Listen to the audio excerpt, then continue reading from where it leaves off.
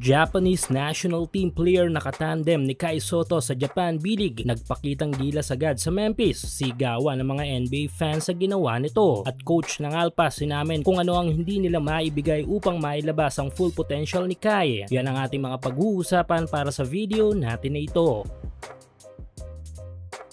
So nito lang ay talaga namang maraming mga Asian players ang nabigyan ng pagkakataon upang maipamalas ang kanilang kakayahan sa laro. Biglang nauso kasi ang 10-day exhibit na dating tinatawag na 10-day contract. Mostly ginagamit noon ang term ng kontratang ito sa mga veteranong NBA players upang mabigyan sila ng tsansa na mapatunayan na may tutulong pa mga ito sa team. Pero isa pang term ng kontratang ito ay upang makapagbigay ng tsansa rin sa mga international players upang makita ng team kung mag-fit ba ang mga ito sa kanilang sistema. At nito lang ay may dalawang malalaro mula Japan ang nabigyan ng ganitong opportunity. Ito nga yung Japanese Steph Curry na si Tominaga at ang one of the best point guard sa Japan na papalit kay Togashi na si Yuki Kawamura. Siguro halos lahat naman tayo ay nakikilala na ang player na ito at siguro ay kumbinsido din tayo na deserve nito ang opportunity na ibinigay sa kanya. Elite point guard skills kasi ang taglay ni Kawamura kung saan ay mula sa shooting, basket attack, and finish, high IQ sa game, at ang pagiging great passer nito. Kumpleto Ricardos na numero 1 kailangan ng bawat kupunan upang maging epektibo ang mga plays na inilalatag nila every game. At ito nga nilatagan si Kawamura ng NBA team ng Memphis Grizzlies ng 10-day exhibit na kontrata at mukhang nagiging maganda naman ang takbo ng kontrata na ito. At sa ngayon nga ay may malaking chance ang posibleng makakuha ito ng regular contract. Ang maganda kasi sa kakayahan ni Kawamura ay ang pagiging fit nito sa halos lahat ng sistema ng bawat kupunan. Sa ngayon ay nasa kampo ng Memphis si Kawamura at nito lang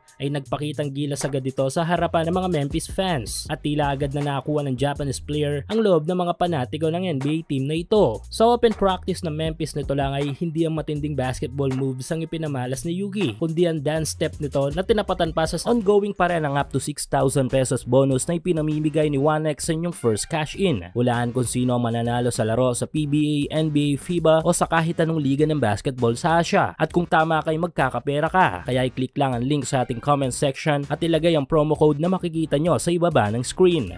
Sasayawan ang pamosong greedy dance ni Ja Morant.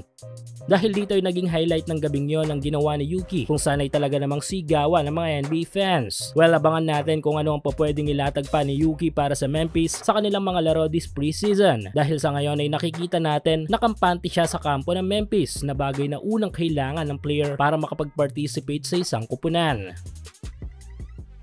Samantala sa pagkakasweep ng kupunan ng ating pambato na si Kai Sotto na kung si Guy Alpas kontra sa team ng Tokyo Alvark ay may bagay na napagtanto ang coach ng mga ito na si Coach Hanzai na bagay na tutukoy para sa ating pambato. Sa ngayon ay masasabi natin na si Kai Sotto ang isa sa mga sandalan ng Alpas. Malaking dahilan nito kung bakit kinuha nila si Kaiju. At sa kanilang unang dalawang laro ay malaking disappointment ang nakuha ni Coach Hanzai dahil sa hindi nito na maximize ang kakayahan na dapat makatulong sa kanila sa game na magmumula sa ating pambato. At ang pinuntungan ni Coach dito ay ang kawalan ng Yuki Kawamura type of player na magpapalabas sa pagiging halimaw ni Kai sa game. Kaya hamon para kay Coach Hanzai sa mga susunod na game nila na palabasin ang kakayahan ni Kaiju na walang Kawamura at maghanap ng ibang aspeto sa kanilang mga plays. Another top seeded team ang makakaharap ng Alpas this weekend at ito nga yung team ng Ryokyu Golden Kings.